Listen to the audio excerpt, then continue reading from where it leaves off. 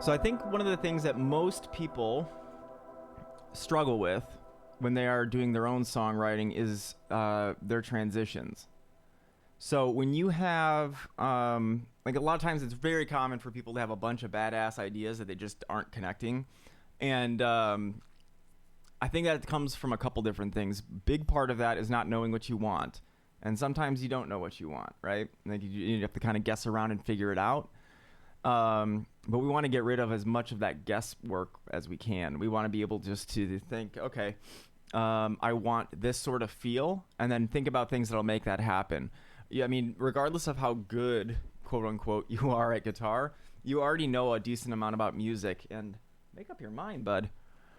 So even if you only know, let's say you know, we'll keep it simple. Let's say you know 20 chords, and that's it, right? And you want to write a song. You still don't want to be thinking about all 20 of those. You want to be thinking about what's going to fit in the context of what you're doing, right? Like, there's no point in wasting your energy thinking about things that you're not even going to bother using.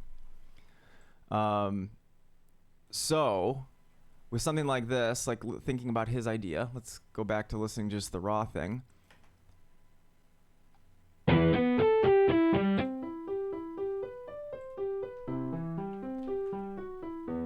This is a pretty cool little part. So like having something like, oh geez, not that. Putting this someplace where we can go, you know, like a little intro or something.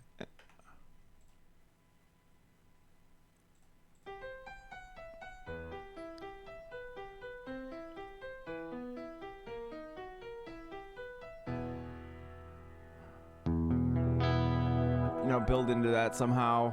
So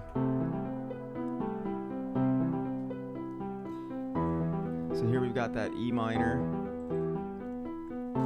C, E minor, and C back and forth, right? So like right here, he started actually kind of doing a bit of this. There's a little bit of like a kind of a palm muted build up there. And then we've got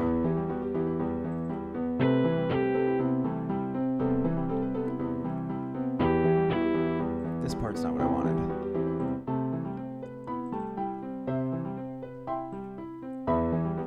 Where did that one chord go? He had one yeah, that's cool. I like it.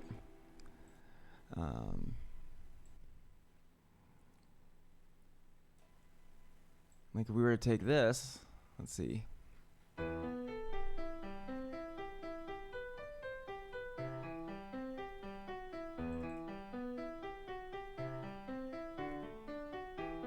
Right there, you got like that. And actually, I would probably use those voicings. I don't tend to go for like those more traditional open chords as much, but doing something with this could be pretty cool, where you have like these, maybe like E minor 7, C set, major 7. Yeah, that D. Let's see.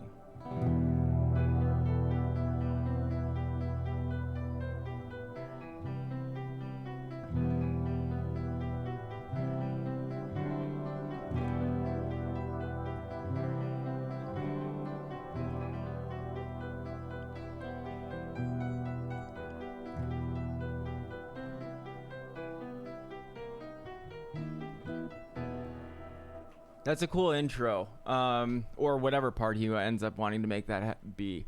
So if I were doing this, the one thing that I would be conscious of probably the most would be dividing the responsibility up amongst different instruments, right? Like the guitar is not responsible for everything. And so even if you just split up, like in this part, there's a little bit of a melody going on as well as like a chord, I would probably separate those out. So if we had, let's see, like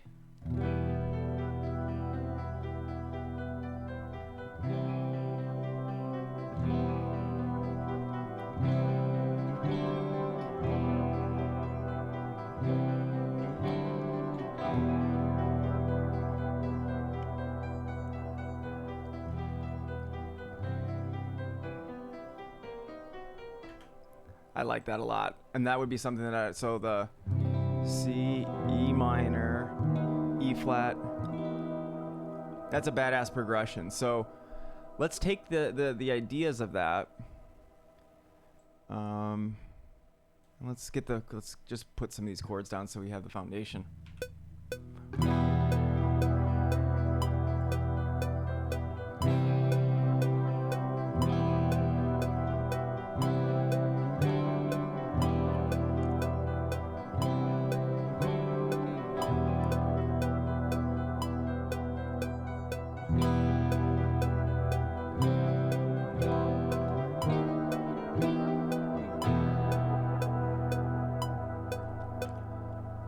Okay.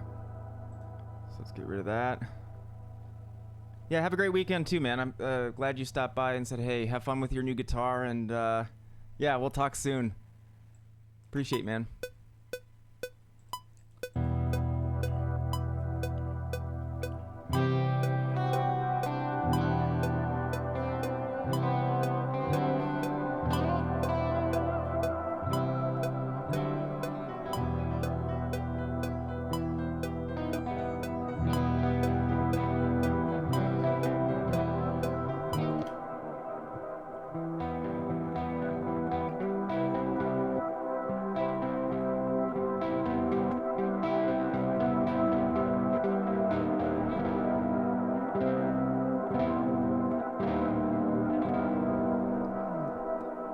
And just getting different inversions of those same chords can be really, really sweet. And so when we're thinking about texture, if we have this going, we're just simple chords.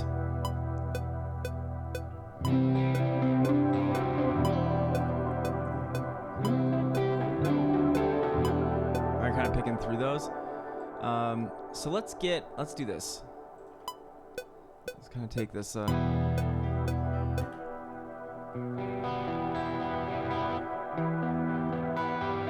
Remember, you want to think about the pitch ranges, right? So I just put, you know, let's actually make this a bass thing for right now. I would actually probably put this as a cello, but for the time being, I'm just going to make this as a bass part.